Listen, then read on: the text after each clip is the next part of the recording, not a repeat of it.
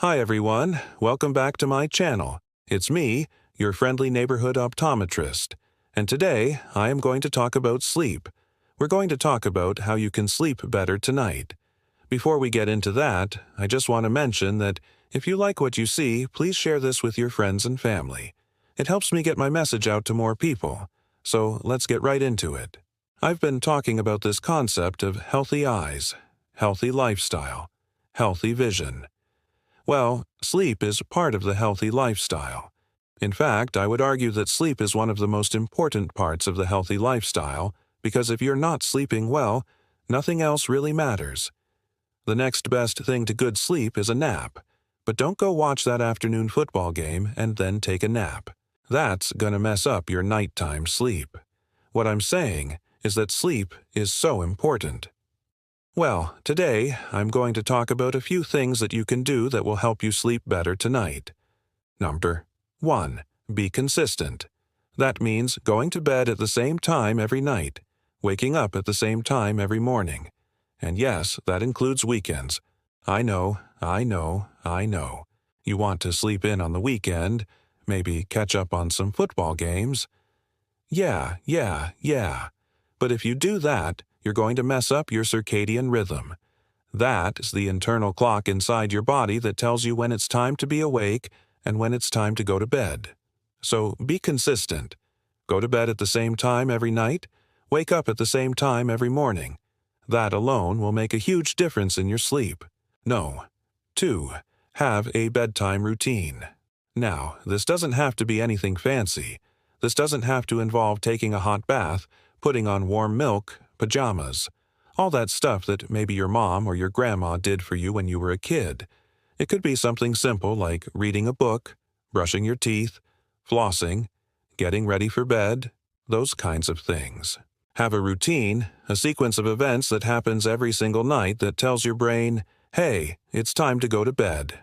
Number 3, make sure your bedroom is conducive to sleep. So that means dark, quiet, and cool. Let's start with dark. If you have a bright light coming in from outside, get some blackout curtains. Those will help tremendously. Or you can just use an eye mask. As far as the noise goes, if you're someone who's easily awakened by noises, consider getting earplugs. There are some really nice ones out there that are custom made, but there are some decent ones in the drugstore as well. And then the temperature, we want it to be on the cooler side. About 65 degrees Fahrenheit seems to be optimal, and that's something that you can adjust every night before you go to bed. Next, no caffeine after lunch.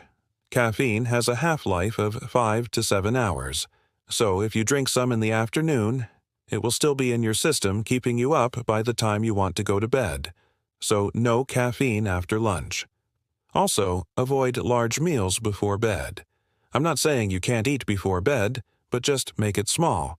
Maybe some yogurt, some fruit, something easy to digest. Why? Because when you eat a big meal, your body starts working hard to digest that food. So you'll have this digestion versus absorption happening at the same time. And that keeps you up. So try to avoid big meals before bed. All right, number 5, watch your screen time. We love our screens, right? We have our phones, we have our tablets, we have our computers, and they're always demanding our attention. And it's really easy to pick them up right before bed and start scrolling, start watching videos, start doing other things. That blue light coming off these devices interferes with melatonin production. And what is melatonin? It's the hormone that tells you it's time to go to sleep. So try to avoid screens for at least an hour before bedtime. If you can do more than that, that would be even better. All right, next, avoid alcohol before bed. You might think that having a drink or two will help you fall asleep, but what it does is it disrupts your sleep later at night. So you might fall asleep faster, but you're going to wake up more frequently once you get to the later stages of sleep. So you're not going to get a good night's rest. And also, if you snore, or if your partner complains that you stop breathing at night, well, alcohol will make that worse. All right, so those are my tips to help you sleep better tonight. But what if you've done all those things?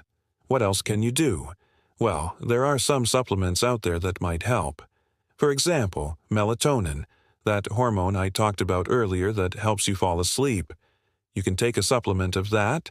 Typically, you want to take that about 30 minutes to an hour before bed. And the nice thing about melatonin is it has very few side effects. In fact, it's very hard to overdose on melatonin. So if you take too much, you're going to wake up feeling a little groggy. But other than that, no real serious side effects. You don't have to worry about building a tolerance with melatonin. So that's a good option. Another supplement out there is called magnesium. Magnesium is involved in many different chemical reactions in the body. One of the things it does is it helps relax the muscles, and it can promote good sleep. So magnesium is another supplement that might be helpful. So I've talked about a lot of things to do before bed, but what about in the morning? Is there anything you should be doing in the morning to help you wake up? Yes, there is. Get some sunlight. Sunlight in the morning will help reset your internal clock. That is that circadian rhythm I talked about earlier that tells you when it's time to be awake and when it's time to go to bed. So get some sunlight first thing in the morning. Even if it's cloudy, that's okay. Just get outside for a few minutes. Let that sun hit your skin and let that reset your internal clock. And finally, exercise. Exercise will help you sleep better. Now, what I don't recommend is exercising too close to bedtime. I would say exercising 3 to 4 hours before bed is probably best. You want to avoid exercising late at night because the adrenaline rush that comes with exercising will keep you up. But overall, exercise is great for promoting good sleep.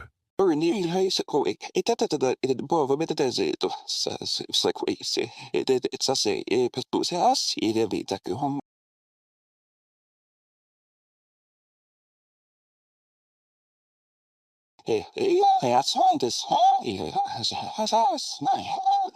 Ja, så nej.